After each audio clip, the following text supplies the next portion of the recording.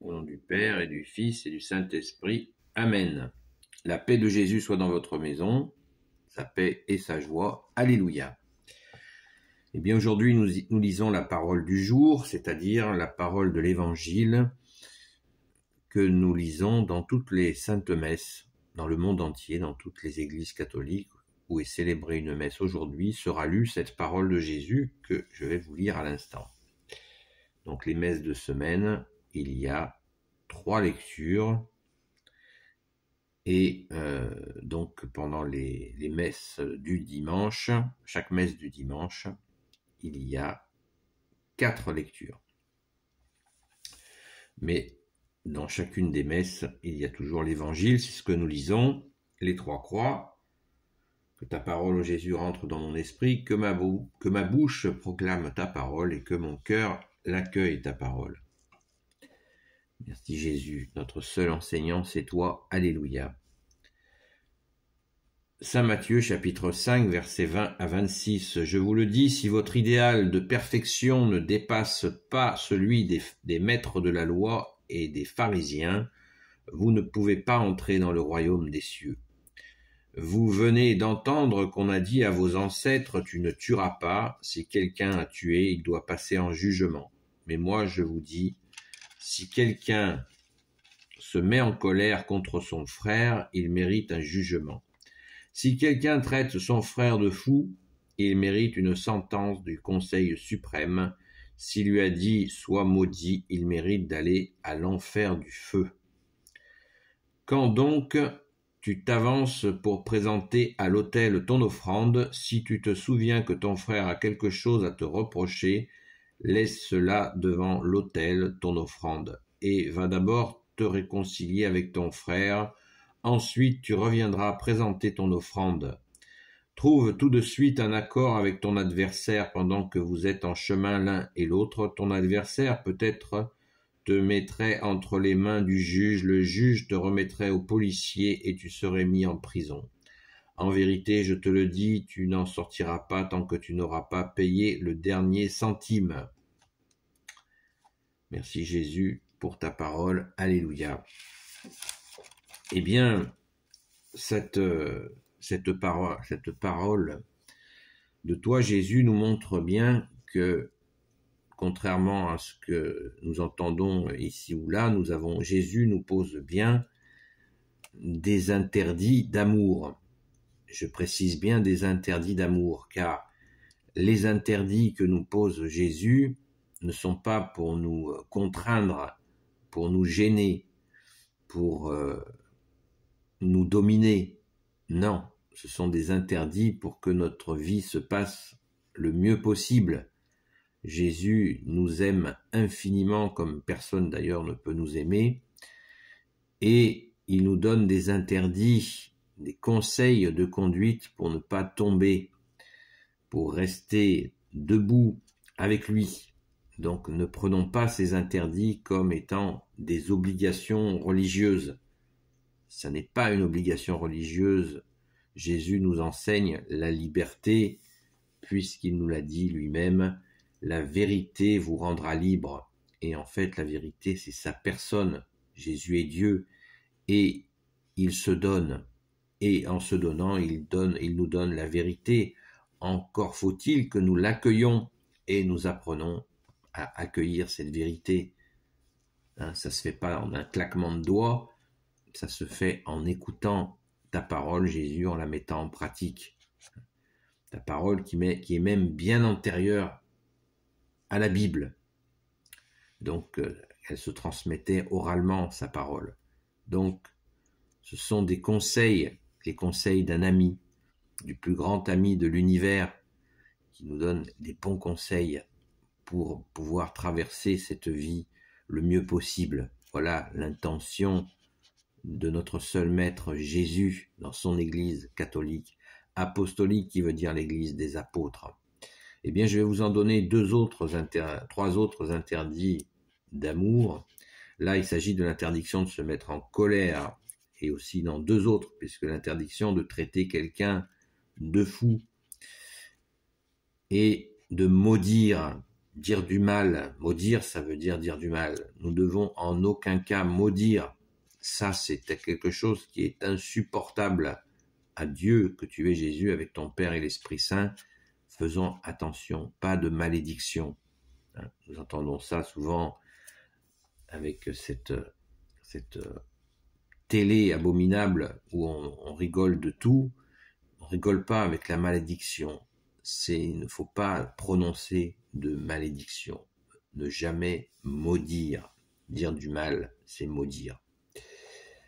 Et deux autres interdictions d'amour que nous a donné Jésus, c'est l'interdiction de juger. Il nous a dit, si tu juges, tu seras jugé de la même manière que tu juges.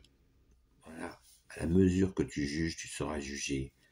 Juger, condamner les situations. Vous savez, quand on a parlé avec des jugements sur les gens, quand on a terminé et qu'on rentre chez soi, eh bien, on se sent un peu dégueulasse. Donc, pour éviter ce genre de situation, eh bien, ne jugeons pas. Ce qui ne veut pas dire d'avoir un avis sur les choses de la vie.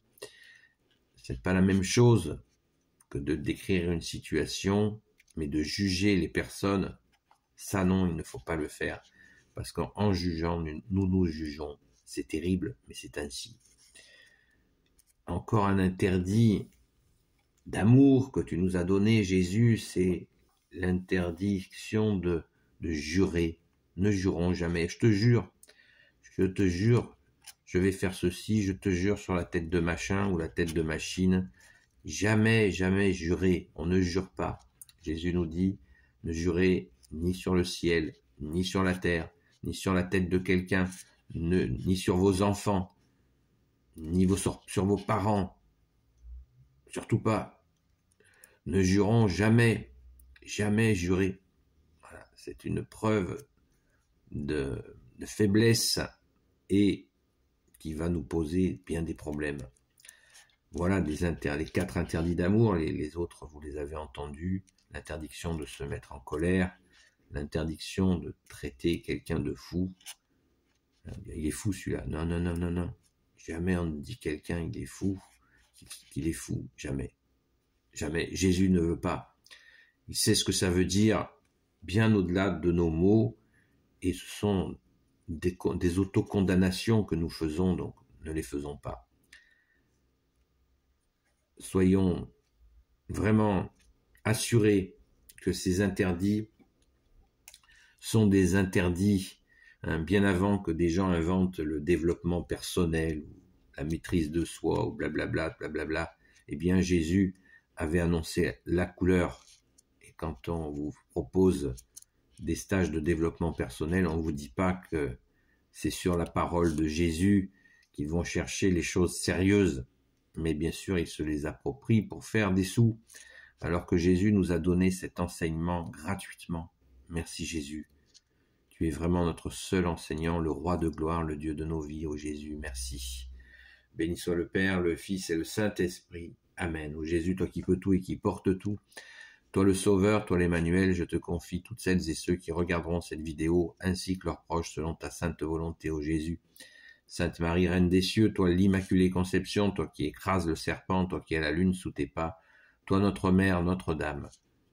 Saint Joseph, toi le juste et le saint, toi le sage, toi la terreur des démons, toi le saint gardien de la Sainte Église catholique apostolique, Sainte Marie-Madeleine, notre chère sainte patronne, et vous tous les saints et saintes, amis de Jésus, Saint Michel Archange, qui est comme Dieu, Saint Gabriel Archange, Saint Raphaël Archange et tes anges guérisseurs, et vous tous les anges qui servez Jésus, je vous confie toutes celles et ceux qui regarderont cette vidéo, ainsi que leurs proches, selon ta sainte volonté, ô Jésus. La paix de Jésus soit dans votre maison. Eh bien, rendons grâce, pensons à dire merci à Jésus pour ses merveilles. Pour ses merveilles, car il nous donne la vie. Jésus nous donne la vie. Il faut en être convaincu. Soyons vraiment assidus, au moins à la sainte messe du dimanche.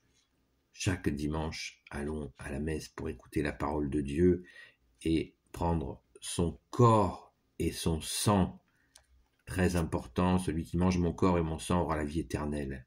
Amen. Donc pensons-y, pensons-y. La question, je reviens un instant sur la question de maudire. Nous pouvons bénir. Merci à Jésus et Marie de te bénir. Voilà la bonne attitude. Bénir comme ça, les bénédictions, c'est bon. Parce que bénir, ça veut dire du bien. Dire du bien. Pardon Jésus pour notre faiblesse à nous laisser glisser vers le mauvais, ce qui ne va pas. À toujours souligner ce qui ne va pas au lieu de souligner ce qui va. Nous connaissons le proverbe, le verre à moitié vide.